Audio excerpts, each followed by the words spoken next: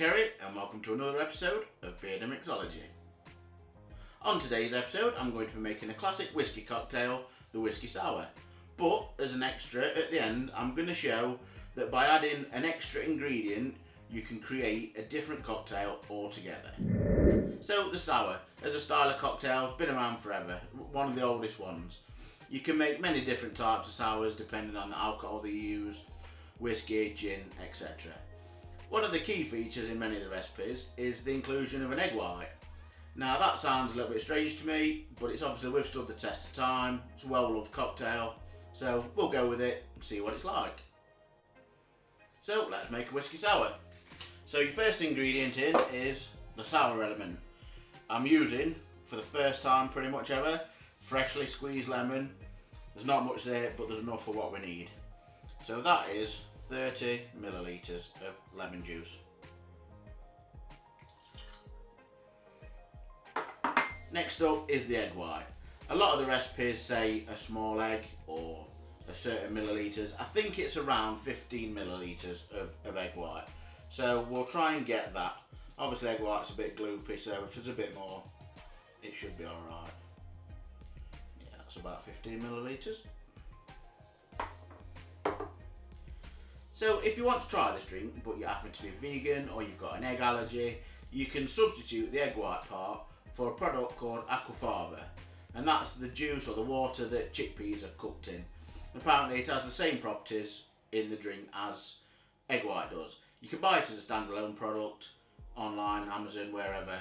But failing that, you could just make the drink without the egg white.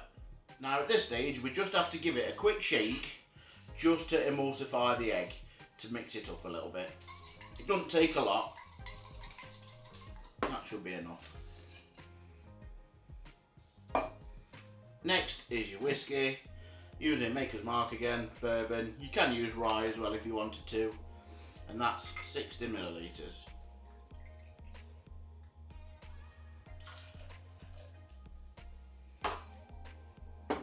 And finally, sugar syrup, 1:1 simple syrup. And that is 22.5 millilitres.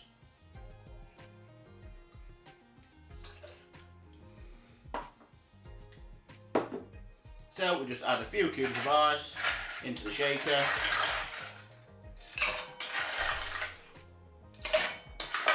Lid on and give it a shake.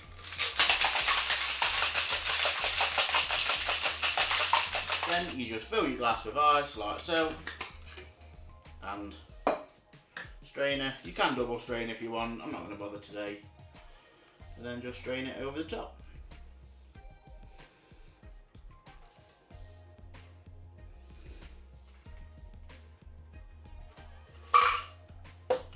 So a lot of the recipes I've seen call for the addition of a couple of dashes of Angostura bitters on top. I'm not going to add it today just because of the extra ingredient that I'm going to add at the end to make the other cocktail. So we'll leave that out just this time. So that's your whiskey sour. As you can probably see, the egg white has left like a bit of a foam on the top, similar to a meringue I suppose, like quite a light meringue. It's a bit cloudy. I just imagine that's partly egg white as well, but looks alright, so we'll give it a try.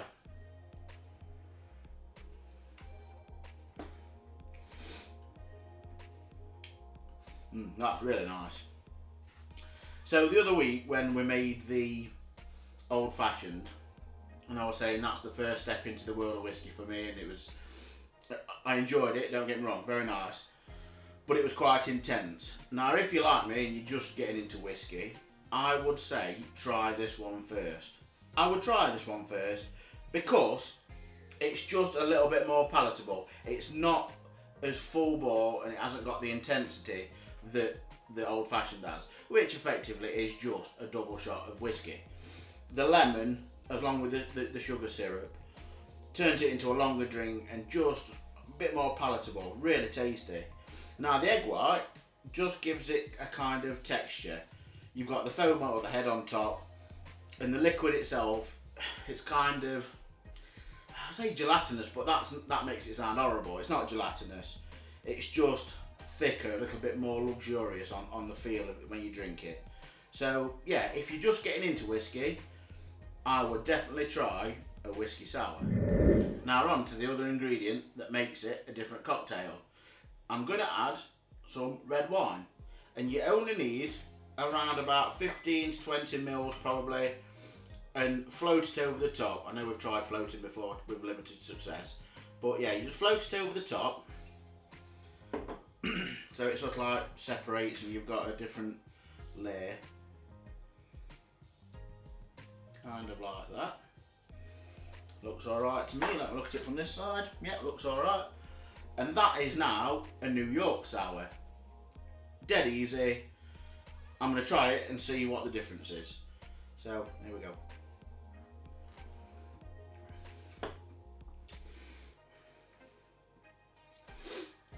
Yeah.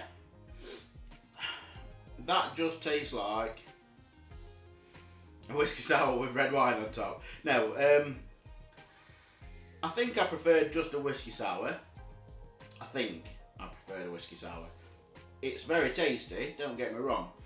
It's kind of like when you have, I don't know if you've ever done it before, but I had red wine with like lemonade or soda water, like a spritz type thing. That's the kind of flavour you get from it. So you have got the hit of the red wine with the sour notes of the whiskey sour. I just think that kind of takes away the flavour of the whiskey a little bit. Maybe it'll change as it goes down, but that's what it is. So that's your New York sour. Just add red wine to the top of a whiskey sour.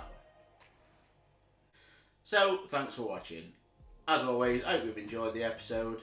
If you try the drink, let me know. Let me know what you think to it. If you've got any suggestions how to make it better, let me know. As always, click like, subscribe, and the bell icon. Check the Instagram page. And in the description, there's going to be the link for the Amazon wishlist if you're feeling generous. But as long as you've enjoyed the episode, that's the most important thing. So, until next time, everybody stay safe. And I'll see you all again with another episode of Bearded Mixology. See you next time.